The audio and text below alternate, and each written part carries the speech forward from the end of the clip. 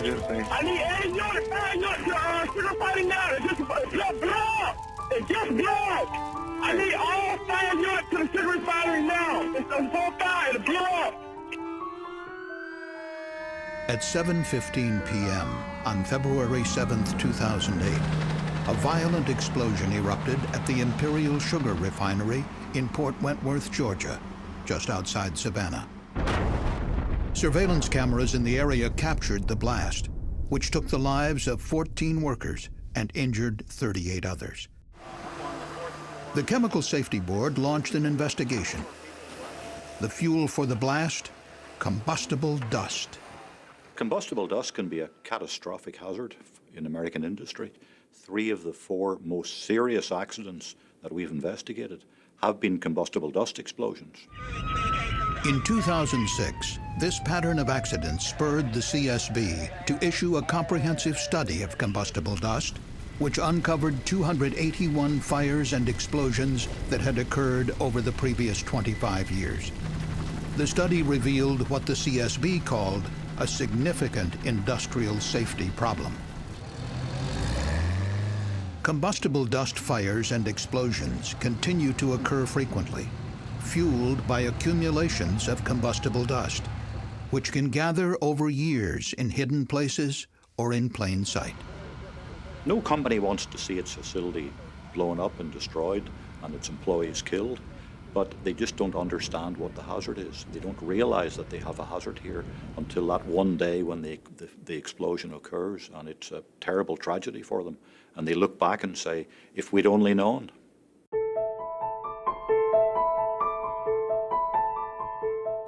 When Tammy Miser got a phone call late one evening in 2003, she worried it would be about her brother, Sean Boone, who worked at an automotive parts factory.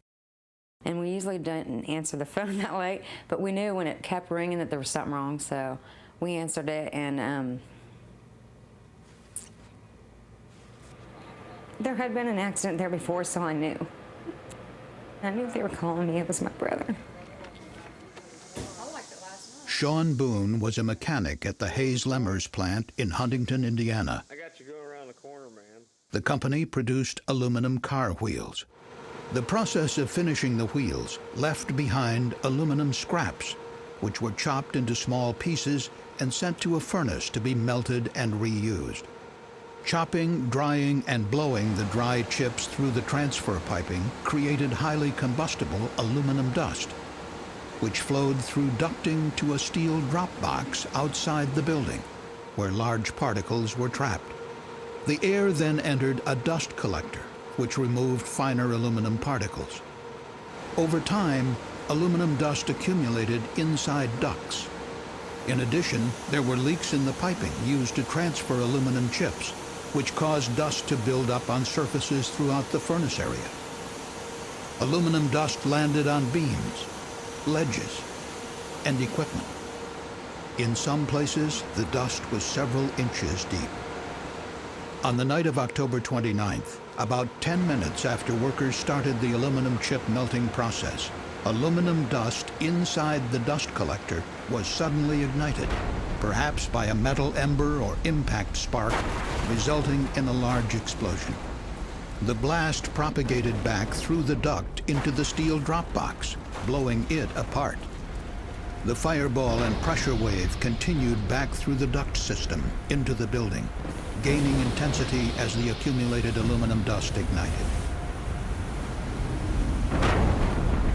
The violent disturbance shook loose dust that had built up on external surfaces.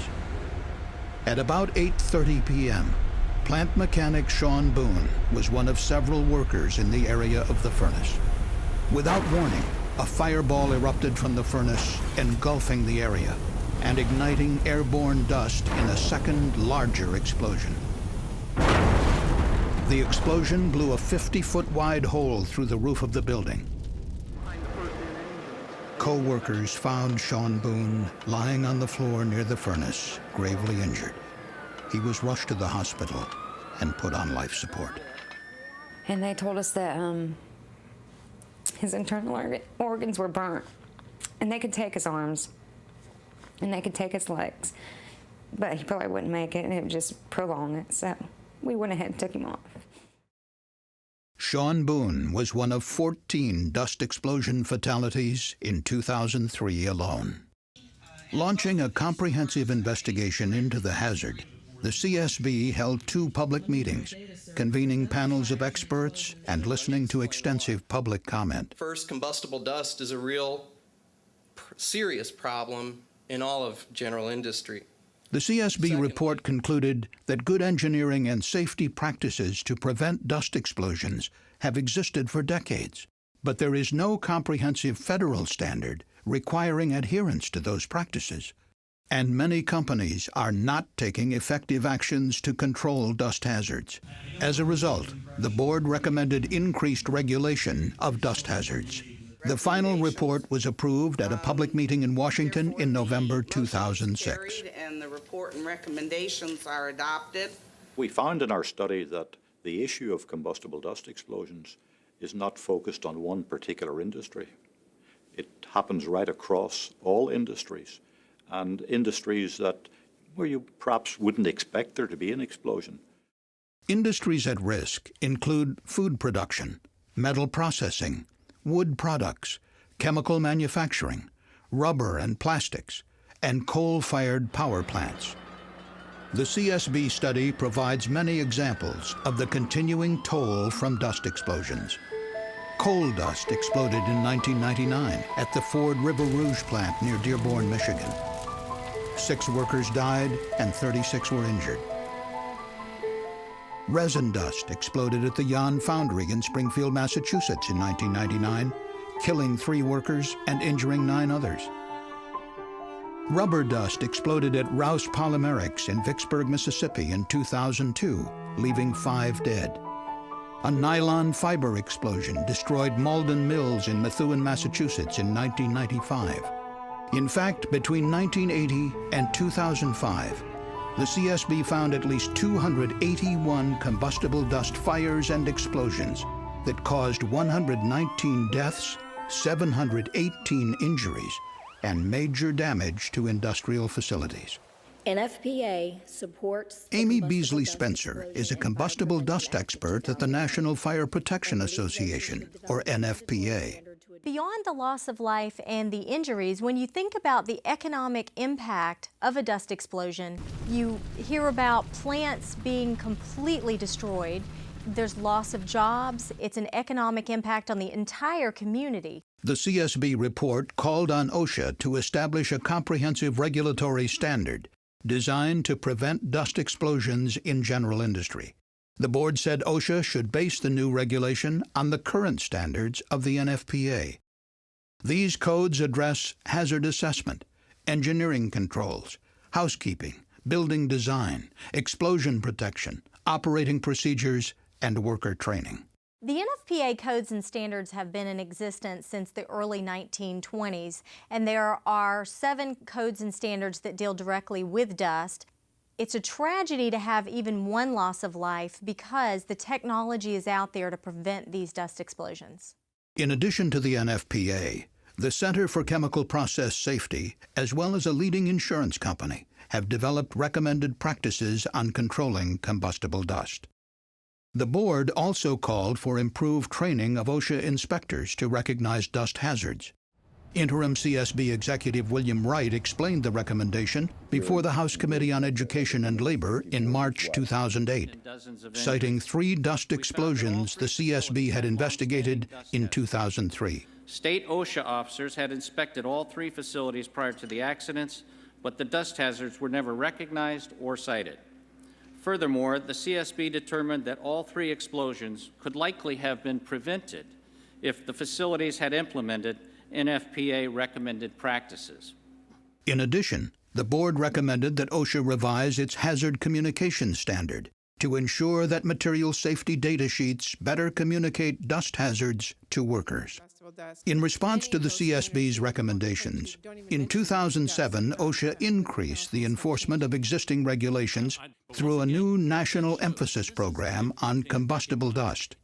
Without a comprehensive standard for combustible dust, it's difficult for businesses to know which specific NFPA provisions or other requirements they may be subjected to. The explosions tragically continue. The list includes the blast that crippled the Imperial Sugar Refinery outside Savannah, Georgia, in February 2008. Since 2005, about 70 additional dust explosions have been reported. And in fact, the Imperial accident last month is the deadliest industrial dust explosion in the United States since 1980. CSB Chairman John Breslin. I toured the facility about 6 weeks after the explosion. The damage that was done there was catastrophic. As you walk around the facility, you think of the people who were working there that day, who were killed and severely injured. It was a difficult experience to walk around that facility. It was a very sobering experience.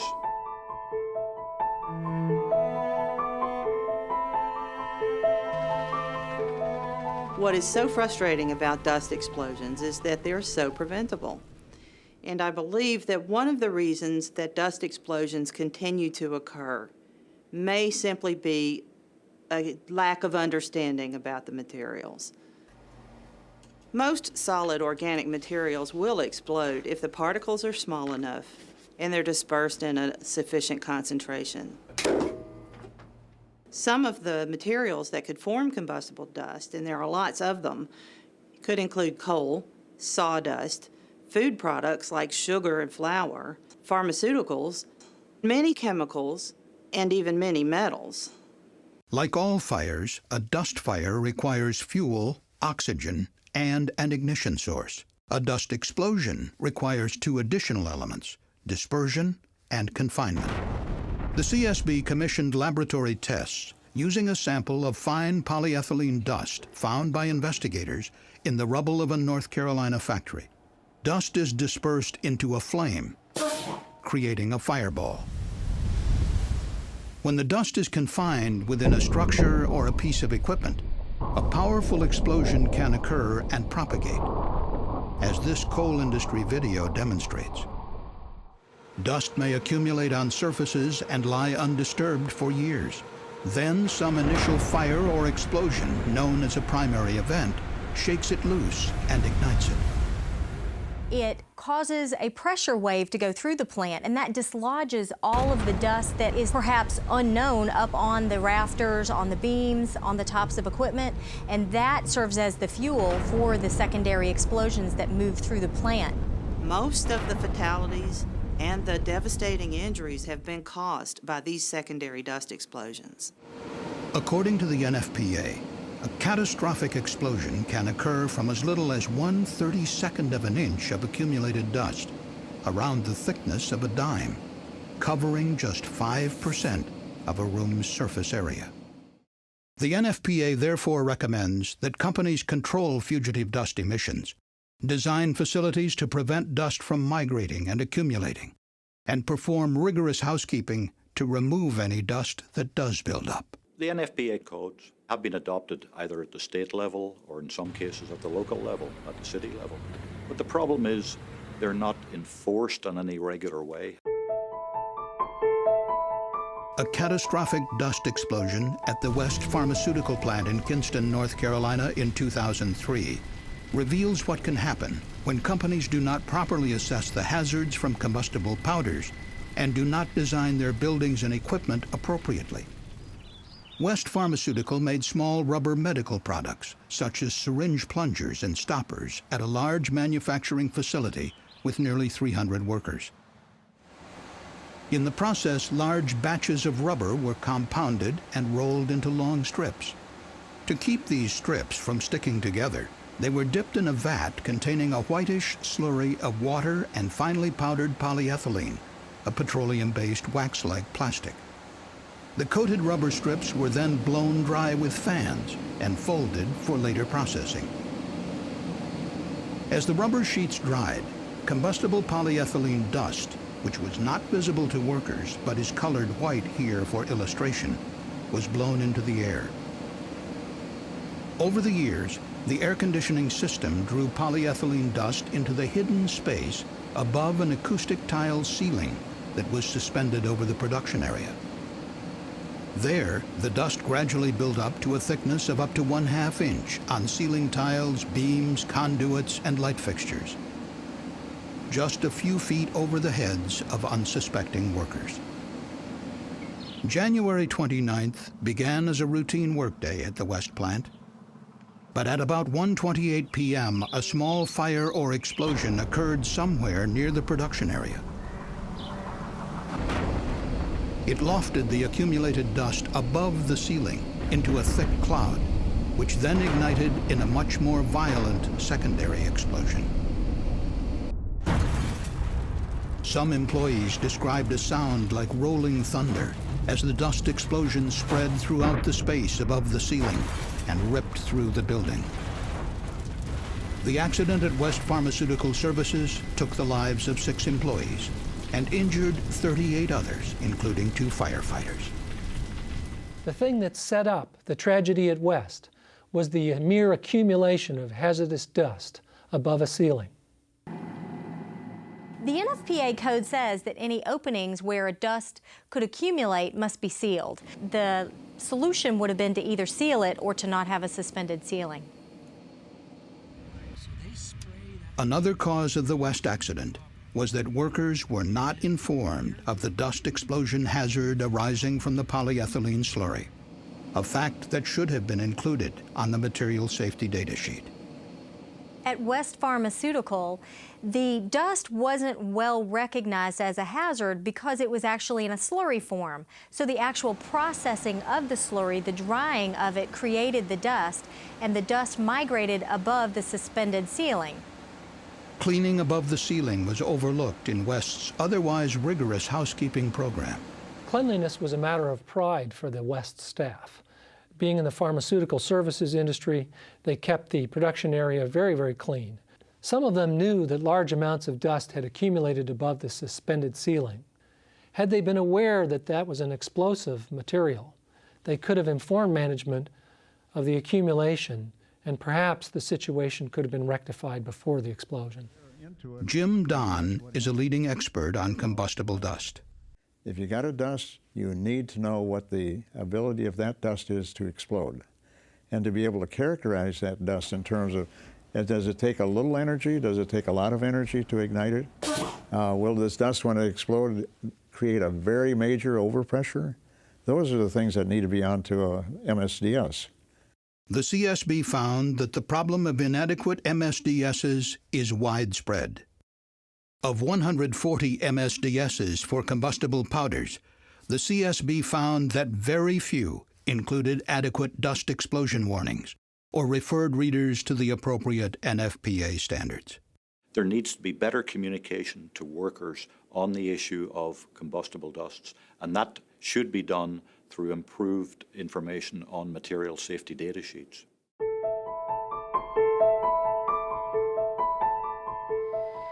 Less than a month after the West Pharmaceutical accident, a fatal dust explosion crippled the CTA acoustics plant in Corbin, Kentucky. The disaster at CTA, which claimed 7 lives, illustrates the critical importance of following NFPA recommended practices to control dust hazards. The CTA facility, with more than 500 personnel, produced fiberglass acoustic insulation for automobiles. Covering 300,000 square feet, it had 5 production lines. At line 405, fiberglass was fed along a conveyor system and spread to create a web. Black phenolic resin powder was deposited onto the fiberglass. Hundreds of thousands of pounds of the combustible resin powder were used in the plant every month. Next, the mat former used air suction to spread the resin through the fiberglass. Excess powder and fibers were drawn up into a dust collector and rapidly accumulated on long cloth bags. After the mat former, a nylon facing was rolled onto the fiberglass before it entered a gas-heated curing oven. Combustible resin accumulated in the oven, resulting in frequent small fires that were extinguished by workers. During each shift, the line was shut down for cleaning. On the roof, employees routinely used compressed air to dislodge dust that had built up in the ductwork. dumping the material into a large open box on the production floor. On the production line, workers also used compressed air to blow dust off equipment. They swept the production floor with brooms. These cleaning activities created dust clouds so dense that large fans were used to blow the dust away from the operators. This increased the dispersion of dust in the plant. The dust settled on horizontal surfaces throughout the entire production area. Over years of operation, dust built up on top of pipes, electrical conduits, and other hard-to-clean elevated surfaces such as roof trusses. A pile of resin dust more than a foot deep had built up on top of the blend room due to periodic cleaning of clogged equipment. On the morning of February 20th, 2003, production line 405 was shut down for routine cleaning. The oven was still on, with one of its doors left open to control the temperature because the oven thermostat had broken weeks earlier. CSB investigators later determined that most likely a small fire, unseen by workers, had started inside the oven, fueled by a buildup of combustible resin. During cleaning, workers had discovered that a transition duct leading from the mat former to the dust collector was clogged. They used a compressed air lance to dislodge the material back through clean-out doors into the production area. Together with other cleaning activities, this created a dense dust cloud around line 405. A wall fan blew the cloud toward the open oven. The dust was ignited by the small fire inside. Flames erupted from the oven, igniting the larger dust cloud, which exploded. This was quickly followed by a second dust explosion at the other end of the production line. 4 employees nearby were injured. 1 later died from severe burns. The force of the 2 explosions shook the building and dispersed accumulated dust throughout the production area. This airborne dust fueled a quickly moving fireball, spreading west along the roof trusses toward production line 403, which was also surrounded by dust. 4 workers in this area were fatally burned. The fireball continued past line 402, fatally injuring 2 more workers, and then to line 401, where a third explosion occurred nearly 300 feet from where the first blast was ignited.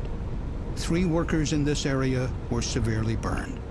The 4 production lines were not adequately segregated, and this allowed the dust explosion to very quickly travel from one production line to the next. And in this case, most of the employees who died were actually working a far distance from where the initial fire began. NFPA recommends minimizing horizontal surfaces where dust can collect. But the CSB found that this was not done at CTA. At CTA Acoustics, there were many actions that were being completed that were prohibited in the NFPA codes and standards. For instance, if you're using compressed air, that can create more dust in the air to cause a larger fuel load for the actual explosion.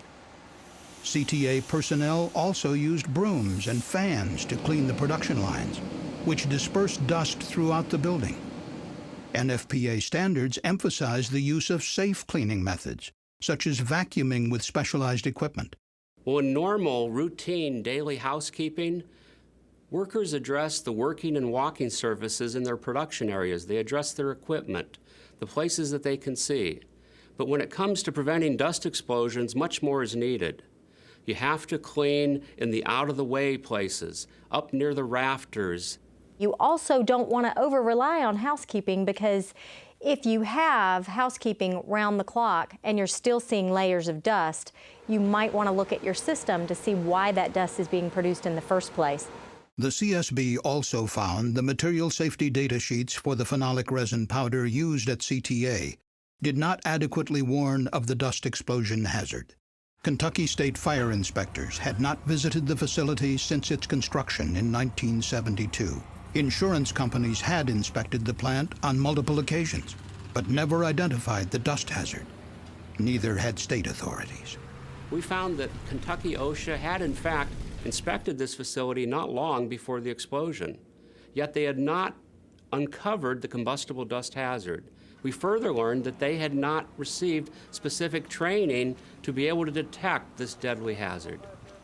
Following the CSB investigation, Kentucky officials established a new program to inspect facilities with dust hazards and developed an educational bulletin on dust, which was distributed to thousands of facilities.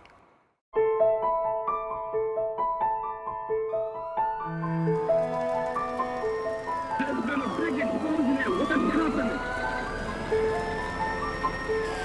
Why do these accidents keep occurring is the age-old question. The knowledge is out there to make sure that no deaths occur due to dust explosions. I think the big problem with combustible dust is that we underestimate its hazards. We become complacent and we fail to take the necessary precautions. But it's not going to happen in my plant.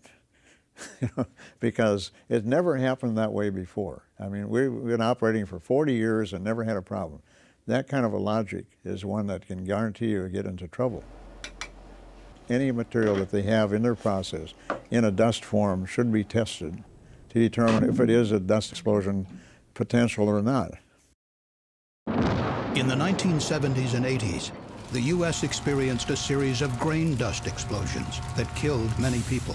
OSHA responded with new regulations in 1987 requiring preventive maintenance, worker training, and formal dust cleaning programs in grain handling facilities. A 2003 OSHA analysis concluded that the number of deaths from grain dust explosions had dropped dramatically. OSHA has a specific standard for grain dust, and that's been a very successful standard, and it has significantly reduced the number of accidents involving grain dust. I believe if there were a national OSHA requirement dealing with dust explosions, that the incidence would be significantly decreased.